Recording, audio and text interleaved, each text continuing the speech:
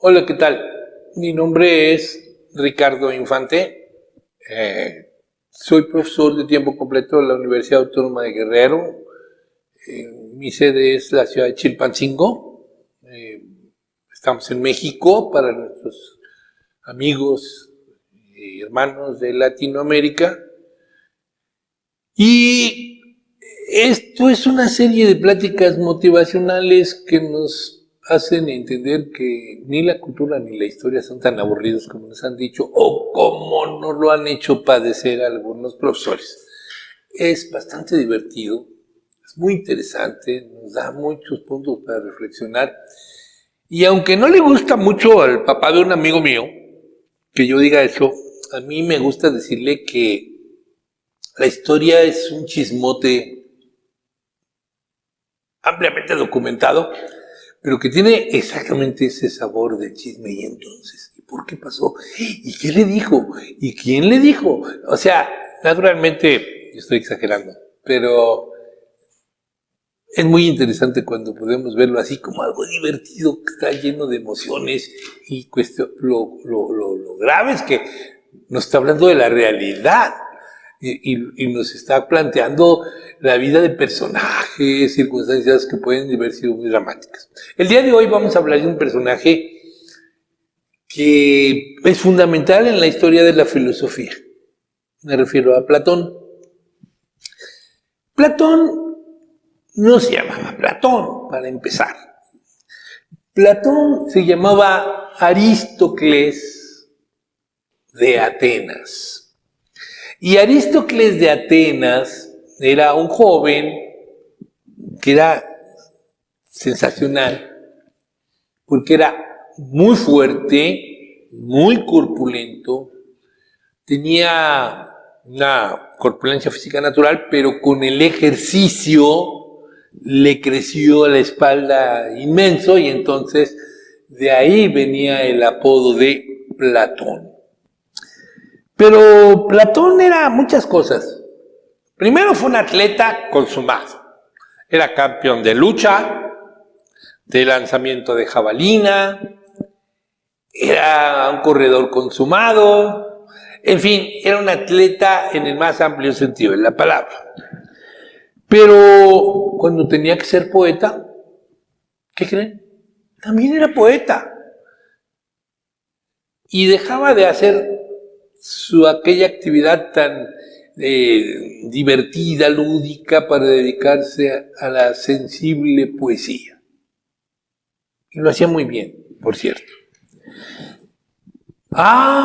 Pero también era músico, que componía melodías y por ahí queda a los restos de alguna melodía que compuso, e incluso dramaturgo. Llegó a hacer una obra que se llegó a presentar.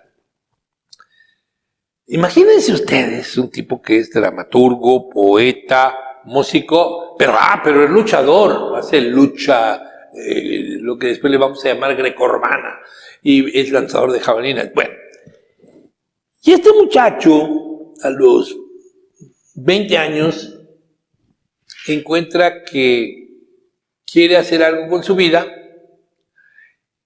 y intenta incursionar en la política. Para esto tenía las características de todo lo que hemos hablado, pero dentro de una persona callada, tímida, que no le gustaba socializar, que era un hombre que todo lo introyectaba. Imagínenselo queriendo ser político, un tipo así. Y entonces, bueno, pues obviamente él habla de que tiene una familia que viene, su padre es descendiente de uno de los últimos reyes de Atenas. Y su madre es nada más y nada menos que prima de Solón, el gran reformador griego Solón, gran reformador de Atenas. No, bueno, pues se supone que tiene todo para ser un político importante, ¿no? inicia su participación en la política, se decepciona y se da cuenta que pues, no es su mundo, que es un mundo donde hay mucha corrupción, donde hay demasiados intereses personales o intereses de grupo y que lo que menos hace el político es servir a la sociedad. O sea, no es nuevo, pues, para que ustedes me entiendan, no es nuevo. Platón se decepcionó. Lo peor es que era tan terco que se decepcionó toda su vida de lo mismo. Pero un día, caminando por Atenas, seguramente después de un entrenamiento, ve un grupo de jóvenes que están platicando con un viejo andrajoso, con un ojo desviado, con una nariz así como de fresa, descalzo, con una túnica sucia, remendada, y se acerca y lo oye y resulta que la apariencia es todo lo contrario que el diálogo, ¿no? Que el discurso. Dice, pero qué cosa más interesante lo que está diciendo el señor. El señor se llamaba Sócrates. Y entonces Sócrates decide incorporar al joven, este joven aristócrata, aguas, porque él es aristócrata.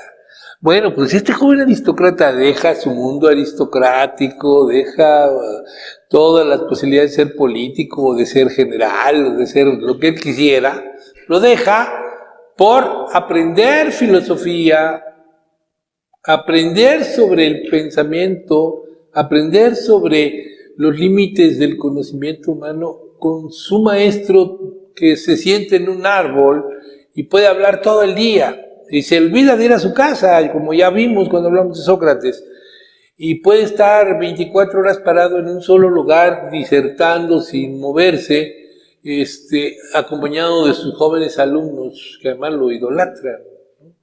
Muchos de ellos valiosos, como Jenofonte, como Platón, otros no lo son tanto, porque después deciden dedicarse a la política y bueno, pues demuestran que no, de nada les sirvió pasar por el lado de Sócrates. Y Platón tiene la mala fortuna de presenciar la muerte de su amado profesor. La muerte a manos de una asamblea popular, de un fenómeno político de la ciudad de Atenas, la Asamblea Democrática Popular, que decide ejecutar a uno de sus hombres más importantes porque los tenía fastidiados, porque todo el día les preguntaba cosas y esperaba que reaccionaran a través de la respuesta, ¿no? Supongo que un poco de ahí tomó Freud la idea del psicoanálisis, ¿no? Que tú mismo te preguntaras para que te enfrentaras a tus dudas. Y entonces queda súper decepcionado de ese sistema político, la democracia. Escribe una apología a su maestro y, como les decía a ustedes al principio, no cambiaba. Tiene un amigo que es el tirano de Siracusa. Siracusa está en Sicilia, la ciudad más importante de Sicilia, en aquel momento, y lo invitan a que vaya a opinar sobre las cuestiones de la administración pública de Sicilia. Bueno, la cosa se pone horrible, porque pues Sócrates acostumbró a hablar con Platón acostumbró a hablar con Sócrates, todo lo contrario de lo que acabo de decir, pues está acostumbrado a dialogar, a compartir ideas, incluso a confrontarlas. Pues imagínense ustedes que quiere hacer eso nada más y nada menos que con el tirano de Siracusa, que le dice, no señor, aquí las cosas van a ser así. Pero es que mira, desde el punto de vista de la ética y bla, bla, bla, bla. Bueno, hasta que el tirano se hartó de él. Curiosamente el tirano no tenía el mismo significado que tiene el día de hoy. O sea, era un gobernante, pero no necesariamente tenía la misma connotación. Y entonces, ¿qué hace? Pues dice, yo ya me voy para Atenas, no quiero ya saber más, y mañosamente el gobernante, el tirano, manda que lo suban en un barco que va a Atenas, según esto, pero que primero tiene que parar en una isla que tiene serios problemas con Atenas. Y en cuanto desembarca Platón, lo hacen prisionero. Agraciadamente, cuando lo ponen a la venta, porque además lo tienen ahí amarrado en un corral como si fuera toro, ¿no? Literalmente por su físico, ¿no? Y cuando lo ponen a la venta, no, pues miren, este muchacho grandote, fuerte, además habla muy bien, no sé qué, ¿quién da? ¿Cuánto dan por él? Y entonces un amigo que no es ateniense, lo ve y lo compra. Claro, lo compra, lo saca de esta isla y lo libera inmediatamente. Dice, ya eres libre, vete a donde tú quieras. Se regresa a Atenas. Esta parte de la vida de Platón es fascinante porque él piensa que el problema está en la forma de que el ser humano no entiende que para gobernar hay que ser sabio. Y para ser sabio se necesita utilizar determinados mecanismos para adquirir el conocimiento que no necesariamente son nuestros sentidos. Y entonces, bueno, hace toda una serie de disertaciones con respecto a los sentidos. Y hay una cuestión que hizo Platón, que con esto vamos a parar esta plática aquí, porque ya nos alargamos muchísimo y la vamos a hacer en dos partes.